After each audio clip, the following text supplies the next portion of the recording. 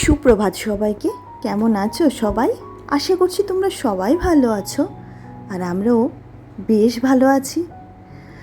আমার আরও একটা নতুন ব্লগে আবারও তোমাদেরকে স্বাগত জানাচ্ছি।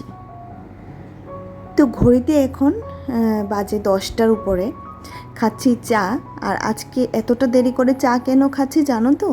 সকালে উঠে চান ঘর দূর পরিষ্কার করে চান করে পুজো দিতে দিতে অনেকটাই লেট হয়ে গেছিলো। আর মিঠির স্কুলে যেতে হয়েছিল, আজকে প্যারেন্ট টিচার মিটিং ছিল তার জন্য। আর চাটা খাওয়া হয়নি, যদিও বা শুধু ঘুম থেকে উঠে চান করে পুজোটাই দিতে পেরেছি, আর কিচ্ছুই পারিনি। আজকে ঘুম থেকে উঠতেও একটু দেরি হয়ে গেছিলো। আর কালকে এই চকলেটগুলো মিঠির বাবা নিয়ে এসেছিলো, ওরা নাকি এটা দিয়ে শরবত বানাবে। ঠিক আছে, বানাও, দেখি কি শরবত ওরা বানায়।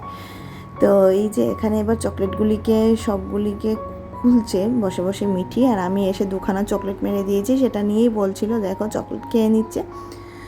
তো এখানে ওদেরকে আবার ওটস বানিয়ে দিলাম, কারণ সকালের টিফিনের টাইম অনেকটা আগেই পেরিয়ে গেছে, বাট ওরা তো কিছু খায় না, তার জন্য ওদেরকে ওটসটা বানিয়ে দিলাম। আর আমার মেয়ের অবস্থা দেখো, ওটস নিয়ে কি করছে, সে তো কখনোই এটা খেতে চায় না, তারপরেও আমি এবার জোর করে ওকে খাইয়ে দেব। তারপর দেখি ওরা কিভাবে কি বানায়, সেটা তোমাদের সাথে অবশ্যই শেয়ার করব। আর ঘড়িতে কয়টা বাজে সেটাও তোমরা একবার দেখে নাও। বাজে 11টা 15, আর এখন ওরা খাচ্ছে, মানে ব্রেকফাস্ট করছে।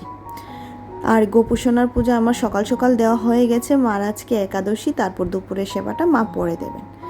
আর এই যে এখানে আমগুলা পোড়া হচ্ছে, আম পোড়াও নাকি এটাতে দেবে, যা আছে সব দেবে এটাতে, দেখি কি করে বানায় ওরা। আর আম পুড়তে গিয়ে আজকে আমার গ্যাসের 12টা বেজে গেছে জানো তো। তো কিছু খেতে চাইলে না করতে পারি না, এটাই হচ্ছে সমস্যা। আর হাজব্যান্ড যখন রান্নাঘরে ঢোকে তখন রান্নাঘরে পুরো 12টা বাজিয়ে দেয়, সেটাই হচ্ছে সবচেয়ে বড় কথা। তো এখানে আমগুলা নামিয়ে নিল, দেখো এবার বলছি ঠান্ডা জল দিয়ে এগুলাকে চটকাও না, ওরা গরম গরমই ধরছে। এই দেখো অবস্থা দেখো না ওদের, ওদের বোনের বর, আর এই যে আমার বোনের অবস্থা দেখো। তো এবার এটাকে চটকিয়ে এই যে একসাথে মিশিয়ে নিল, বেশ ভালো হয়েছে দেখতে, মানে শরবতটা খুব ভালো হয়েছে দেখতে, আর খেতেও কিন্তু বেশ ভালোই হয়েছিল। তো যথারীতি এগুলোকে ফ্রিজে ঢুকিয়ে ঠান্ডা করে তারপর তো খেতে হয়, তার জন্য এবার চলো দেখি মা কী করছে আমার মিঠিমা। আর এই যে ওকে আজকে ওয়াটারমেলন কেটে দিইনি বা জুসও করে দিইনি, বলছি এভাবে খাও, সব পরিবেশে নিজেকে মানিয়ে নিতে শিখো। আর সে না খুব হাসছিল, এভাবে বলে এভাবে খাওয়া যায় নাকি, তো খাচ্ছিল আর হাসছিল। তারপর সারা শরীর ভরিয়ে স্নান টান করে এসে এখানে দেখো ক্রিম মাখছে, দেখো না কি করছে, বলছে মা আমাকে কীরকম লাগছে দেখতে বলো তো। তো কি বলছে কীরকম লাগছে দেখতে বলো তো, আমাকে সুন্দর লাগছে না, বলছে এরকমভাবে। আর এভাবে ক্রিম মাখা এবার নতুন শিখেছে জানো, প্রচুর ক্রিম নেই, এরকম ডেপ ডেপ করে ক্রিমগুলো, তারপর আস্তে আস্তে মাখে কী যেন আয়নার সামনে বসে বসে বলে। মানে এটা হচ্ছে নতুন, মানে একটা ক্রিয়েটিভিটি ওর, বুঝে যাও। তো ওর মতো করতে থাকুক। আর আজকে আমার লাঞ্চ মেনুতে একদম সিম্পল রেখেছি লাঞ্চ মেনুটা, কারণ এই গরমে খুব বেশি তামঝামোলা খাওয়ার খেতে ইচ্ছে করে না। আর এই যে ওর অবস্থা। আর এখানে ঘরটা আমি মুছে নিচ্ছি, বললামই তো সকালে সেরকম ঘর দুয়ারের কাজ কিছু করে যেতে পারিনি, জাস্ট বিছানাপাত গুছিয়ে রেখে তারপর চলে গেছিলাম। তো এখন ঘরটা মুছে নিচ্ছি, আর রান্না ওইদিকে বসিয়ে এসেছি, হাফ হয়েও গেছে রান্না। তো এটা সেরে তারপর রান্নাঘরে দৌড়ে চলে যাব। আর গরমটাও আজকে অতিরিক্ত দিয়েছে, যেহেতু সব দিকে বৃষ্টি হচ্ছে, আমাদের আগরতলাতেই বৃষ্টি নেই, জানি না কোনো দিন হবে কি না, সেটা নিয়েই হচ্ছে সবচেয়ে বড় কথা। তো এখানে দেখো মাছ ভাজা করছি, আর হালকা করে মুসুরি ডাল করেছি। আর এই যে এখানে হচ্ছে তোমার ছোটো ছোটো আলু ভাজা, আমি এটাকে টুনটুনি আলু ভাজা বলি, তো মিঠি আবার খুব হাসে কথা শুনলে, আমি বলি সবসময় হ্যাঁ এটা হচ্ছে টুনটুনি আলু ভাজা। তো এই আলু ভাজাটা খেতে কিন্তু বেশ ভালো লাগে না, একদম ঝুরঝুরে হয়। আর পাতলা করে মুসুর ডাল তো আছেই। তো মাছ ভাজা হয়ে যাওয়ার পর সেটাকে নামিয়ে নিচ্ছি। তো দেখো, আর বলছিলাম না প্রচণ্ড গরম, আর এইদিকে ওরা দুজন মিলে যা করেছে কাণ্ড কারখানা রান্নাঘরে আর কি বলবো তোমাদেরকে।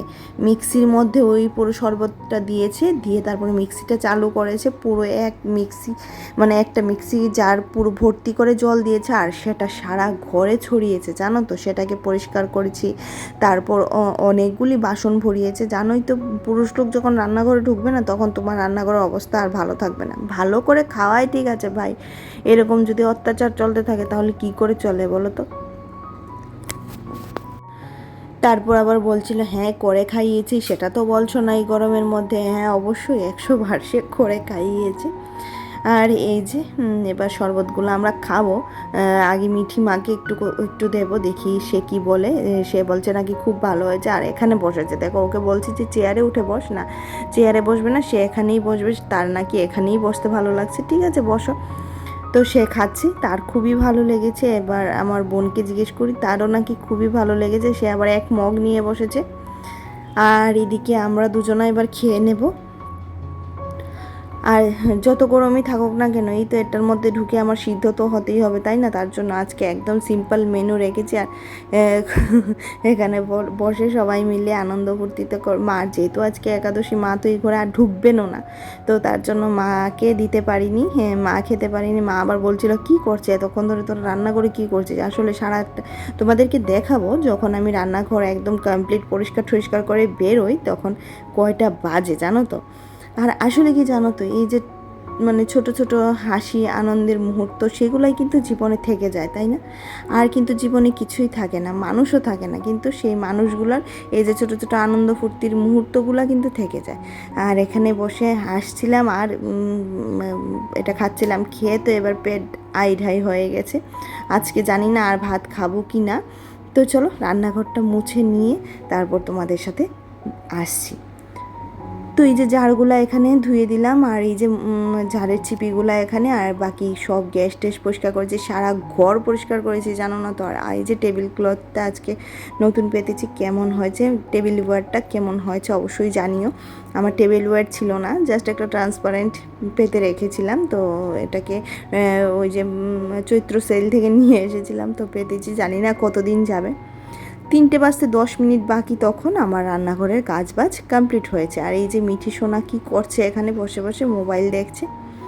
আর সকাল সকাল উঠে অনেকগুলো কাপড় ধুয়ে দিয়ে তারপর স্নানে গেছিলাম, তো এবার এইগুলিকে তোলার পালা। আর প্রচণ্ড রোদের মানে রোদের তাপ, তারপরে এই তাপকে উপেক্ষা করে কাপড় চোপড়গুলো নিতে হবে, কারণ এইগুলো না হলে জ্বলে যাবে। আর গাছগুলোর অবস্থা দেখে না আমার খুবই কষ্ট হয় জানো তো। মনে হয় গাছগুলোতে একটু যদি বৃষ্টি পড়তো তাহলে গাছগুলো খুবই শান্তি পেত, কিন্তু কি করব বলো, বৃষ্টির তো দেখাই নেই। দেখা নেই মানে তো দেখাই নেই। তো বৃষ্টি বৃষ্টি করে তো আর কোনো লাভ নেই। আমরাও বুঝতে পারছি যে বৃষ্টি আর হবে না মনে হয় আগরতলাতে, যে যতই যা খুশি করো না কেন আগরতলাতে বৃষ্টি হচ্ছে না ভাই। তো এবার কাপড়গুলো সঙ্গে সঙ্গে গুছিয়ে রেখে দেব, তাহলে বেশ ভালো হয়। যখনই কাপড় চোপড়গুলো সঙ্গে সঙ্গে গুছিয়ে রাখি তাহলে অনেকটাই সুবিধা হয়, আমি এটা দেখেছি। তাই রোদ থেকে এনে বেশিক্ষণ বেশিক্ষণ রাখি না। আর যখন এগুলি পরে মানে যখন বেশি হয়ে যায় তখন বিরক্ত লেগে যায় জানো তো। তার জন্য অল্প থাকতে থাকতেই গুছিয়ে নেওয়াটা মনে হয় ভালো। আমি এভাবেই করি, এটা করলে আমার অনেকটা সুবিধা হয়। তো ব্লগগুলো আজকের ব্লগটা জানি না কেমন লেগেছে তোমাদের। খুব সকাল থেকে শুরু করেছি, এখন আর বিশেষ কিছু শেয়ার করব না। তবে একটা জিনিস তোমাদের সাথে অবশ্যই শেয়ার করব, সেটা হচ্ছে লাস্টে, তোমরাও দেখতে থাকো, আমি তোমাদেরকে দেখাচ্ছি। আর এই যে আমাদের লাঞ্চ মেনু, মাছ ভাজা, আলু ভাজা, শসা পেঁয়াজ কাঁচা লঙ্কা, আর হচ্ছে ডাল। এর মতো বাঙালির কাছে এর মতো শান্তির খাওয়ার আর নেই। আর এই যে আজকে আমার মা আমাকে ভাত বেড়ে দিচ্ছে, কখনো ভাবতে পারা যায় তাই না, যে যখন মেয়ে ভাত বেড়ে দেয় তখন কতটা আনন্দ কতটা শান্তি যে লাগে, সেটা একমাত্র তার মা বাবাই বোঝে তাই না। তো চলো আজকের মতো ভিডিওটা এখানেই রাখছি, মিঠির ভাত বাড়া দিয়ে ভিডিওটা শেষ করছি। তো ভিডিওতে যদি তোমাদের কিছু ভালো লাগে লাইক করে দিও, অবশ্যই আমার চ্যানেলটাকে সাবস্ক্রাইব করে দিও। যদি আমার ভিডিওর এইটুকু অংশ তোমাদের মন ছুঁয়ে যায় তাহলেই চ্যানেলটাকে সাবস্ক্রাইব করো, অযথা সাবস্ক্রিপশন বাড়ানোর কোনো দরকার নেই। যদি ভালো লাগে তাহলেই ভিডিওগুলো দেখো, যদি ভালো লাগে তাহলেই আমার পাশে থেকো। তো চলো আজকের মতো টাটা বাই বাই, রাখছি তাহলে। আবার দেখা হচ্ছে নতুন আরেকটা ব্লগে। ততক্ষণ পর্যন্ত সবাই ভালো থেকো, সবাই সুস্থ থাকো, কারণ জীবন একটাই ভাই। আনন্দ করে বাঁচো।